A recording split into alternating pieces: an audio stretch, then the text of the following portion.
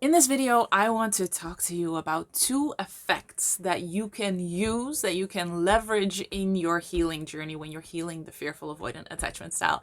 I am Pauline and I am so happy you are here because these two effects, if you use them, can make such a massive difference. And they are well-known effects. They're not new. It's the domino effect and the compound effect. But when you use them in the healing journey, very interesting things happen. So I just wanted to dive into that for you so that you can use them. So just to explain them a little bit, the compound effect is, I think, mostly well known from investing, that when you put in money into a fund and you leave it there and you just hold those stocks, then what happens over time is the compound effect, that the interest starts building, interest upon interest, and there's this tipping point where when you even started with a small amount of money, if you just give it enough time, it will compound into a much bigger amount of money.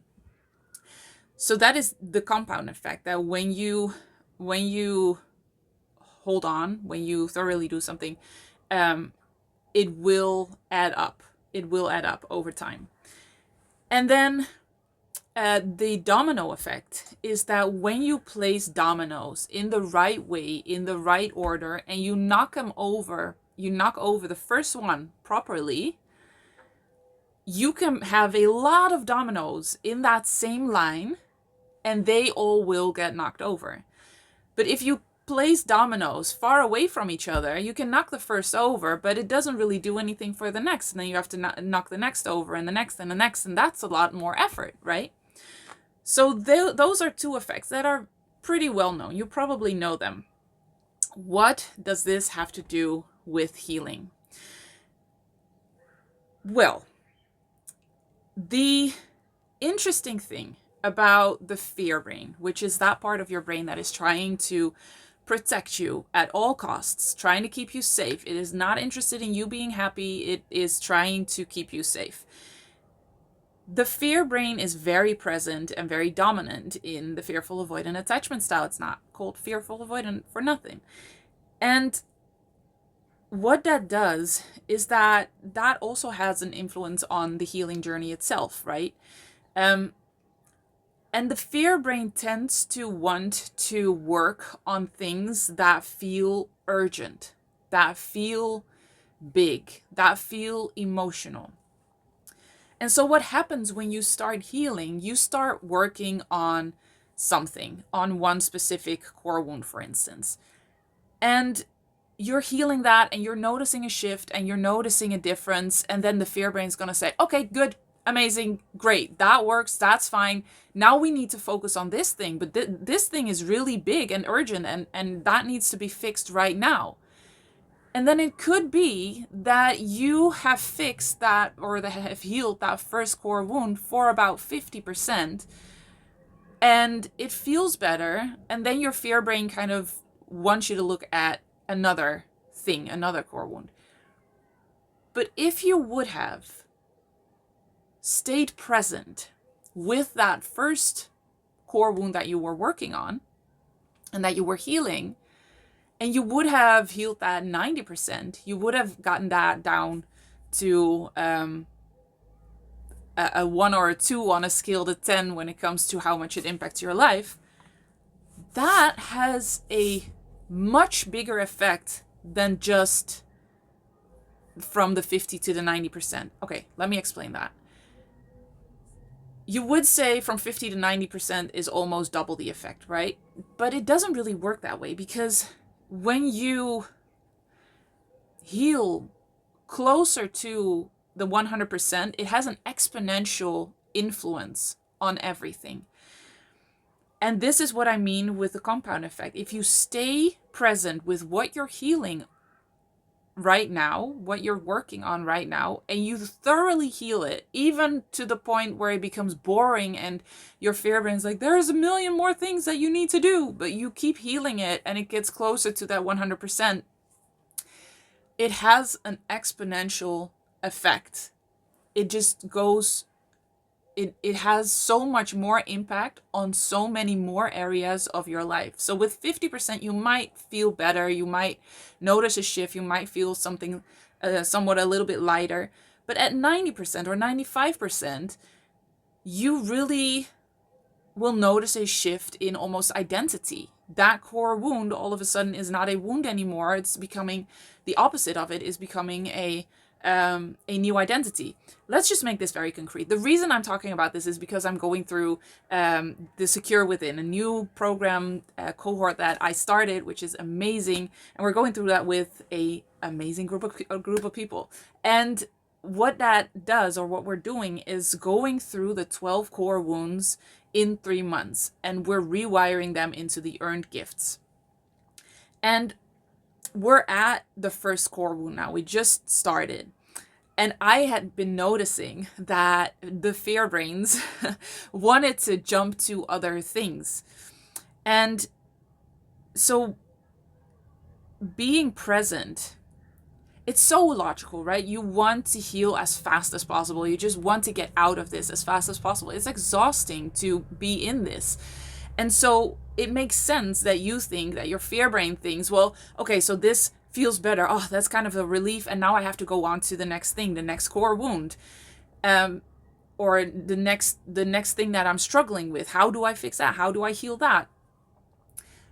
But when you then jump around to a different topic, and you only leave that first topic, the first core wound, at 50%, you're not getting that benefit from the compound effect. So that's what I've been explaining today to the amazing people going through the Secure Within, that staying present with this first core wound. We're still on the first core wound, and the fear brain can already be saying, well, but this isn't fixed yet. Oh, of course not, because we still have 11 core wounds to go. But that is the nature of the fear brain. It's not bad, it's not wrong, it's so logical when you understand the fear brain. The fear brain just wants everything fixed now, and it's very black and white. If it's not fixed now, it will never be fixed, and I need to address this now because I have to be healed right now. And the more you can allow it to be a process means that you can stay present more with what you're working on right now. So healing that first core wound to 90% instead of 50% has a compound effect, because you will notice a much bigger impact in your identity. So you go, for instance, the first core wound that we're working on is I am powerless, and that rewires into I am powerful. And then that becomes more of an identity thing. Whereas when you keep it at 50% healed, you might feel a relief in feeling powerless and feeling stuck, and that might feel a little bit better, but you're not really at the point where you can say, I feel completely safe feeling powerful, feeling like I have an influence over my life, feeling that I can heal this attachment style, of course, because I'm powerful. And it's a really important core wound, which is very underestimated. And that's why it's the first. But when you heal it to 90% and you believe you really start to feel and believe that you're powerful, that has such a big impact on the rest of your healing journey, because all of a sudden you also believe that, of course, I can change my life. Of course, I can change my circumstances. Of course, I can change. I can heal this attachment style, and it becomes so much easier. And that is the compound effect. So, up to 50%, it's relief. It feels a little bit better. But when you keep going after the 50% healed, and you stay present with that thing that you're working on, whatever it is, whether it's a core wound or something else, then that effect becomes so much more profound. And you start noticing it in so many more areas. And it's even when you would focus all of your time and energy for months or maybe years on just one core wound, you could probably heal 90% of the whole fearful avoidant attachment style. That's how powerful the compound effect is. Because then you heal so much, and you create a new identity in, for instance, becoming powerful so much that it influences everything else. it influences all areas in your life. It influences all the other beliefs that you have that might not seem to have anything to do with being powerful. So staying with it and keeping with it, even when it feels boring, even when it feels like you're done, has such a massive effect. So that is a compound effect. It has a much dramatically, exponentially bigger impact on more areas, and a deeper impact in your identity and how you feel, and therefore how you show up and what the world reflects back to you. And then you have the domino effect, and that means the dominoes that you put in the right order and that you space in the right way, so that when you knock the first one over, all of them knock over. So this is where it is very good to understand more about the core wounds and which ones are the most important, because if you start with the smaller ones, I mean, it still works, right? It's not that it doesn't work. It's just that when you put the most powerful ones first, the rest is going to be so much easier but to heal and to let go of. But again, when you hop around, when you go too fast from the first to the next, it's like not pacing the dominoes, spacing the dominoes in the right way. So you knock the first over, but you don't really knock it over quite correctly, and then it doesn't knock over the second and the third. Whereas when you thoroughly heal the first core wound, it has an effect on the second one. And then when you heal the rest of the second one, it has an effect on the third one, and it becomes easier and easier to heal the rest of the core wounds. Does that make sense? So the fear brain is so focused on urgency. It wants everything to feel urgent. It's just used to that. And it wants to prioritize the things that hurt the most right now, that you're struggling with the most right now. It's very emotional. It's very, this has to change right now because otherwise everything will fall apart. But that's very much fear brain thinking. And when it comes to healing, successful healing, I know that's a weird word, but when you think about building success or wealth or a healthy, long, happy marriage, that's really boring. In a way, it's really boring. Just think about it. When you want to build wealth, just to come back to the compound effect that I explained in the beginning, it doesn't usually work to invest in something, and then when something seems to go wrong, the market seems to not do what you want, you pull your money back out, you put it in something else, and you keep kind of jumping around from one investment to the next. That almost never, I think never, leads to wealth. The most guaranteed way to build wealth is to put money in an index fund and keep it there for years. So stay with it. Stay with what you've been doing. And that then the compound effect starts to kick in after years and years of just boringly holding on to it. I mean, the biggest investors in the world, I think Warren Buffett, have said that investing is boring. You just need to invest and stay with it. Don't touch it. So that is for wealth, but also for success. I think I heard Kobe Bryant say once that he would practice one specific shot 1,000 times a day. So one shot from one point of the court 1,000 times a day to perfection that skill. Perfectioning skills is also boring. It's so boring. I know there's soccer players too that have said that they practice one specific shot thousands and thousands of times. And that is much more dangerous. A person, was that also Kobe Bryant? I don't know. Or, yeah, I think it was Kobe Bryant. Or was it in soccer? I don't know. One of the great athletes said that I'm much more afraid of the person who practiced one kick, it was soccer, one kick 1,000 times than the person that practiced 1,000 different kicks. There's so much in that. But that's boring, right? It's so much more, it feels so much more important or urgent to say, okay, this kick, I did that a few times, it works, now on to the next because that one has to be better too. It's boring to stay with it and to practice that kick until it becomes undeniable. Um, and the same goes for marriage. Just imagine being in a marriage, but when your feelings fade or something happens that you don't want, you pull back and you're thinking this is not going to work, this is never going to work. Or when you develop feelings for somebody else, you pull out of this marriage and you step into a different relationship.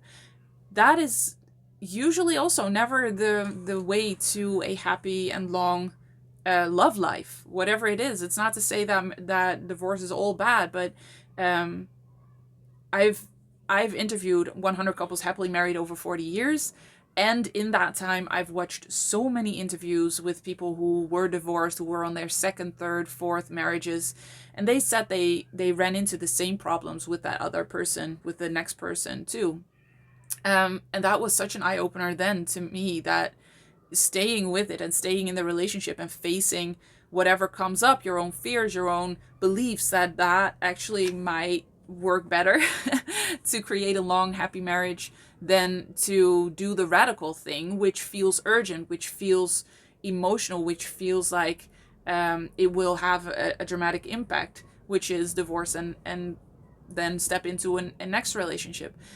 So when we look at those three areas, success, wealth, marriage, the common denominator is that if you want to build success in any of those areas, boring repetition, staying with it, and being thorough with what you are doing, that is the way to success. And that is the same for healing. Staying with what you are healing right now and not letting the fear brain pull you into, oh, but you have to heal this, you have to heal that, you have to focus on this, you have to focus on that, will definitely help you so much more in healing. And it will probably, or it will make it go faster too. Because when you jump around and you only heal to 20%, to 50%, to 20%, all of those things are not really changed at the core, and they might come back. So there, these two effects can help you so much when it comes to healing. And what I want you to do is I want you to make a list of the things that you want to heal. This is to kind of help you end your fear brain. So whenever your fear brain says, oh, but this is really urgent, you really have to work on this now, this has priority, you say, okay, fine, I'll write it down. And then you have a running list of things so that you can stay present with what you're healing right now, heal that thoroughly, make it boring, and make it so obvious, make it so the opposite, so matter of fact, that has a profound effect on many areas of your life. And then when you're done with that, you can go back to the list. And I will almost guarantee you that when you read some of the things that felt so urgent, afterwards you're like, did that really feel so urgent? Really? And so you're going to be happy that you didn't jump into that right away. So I just wanted to share these two effects, because they really can have such a massive influence on your healing journey. Let me know in the comments below what you think of this, and whether this was valuable. As always, I am so happy you are here, and I will see you in the next one.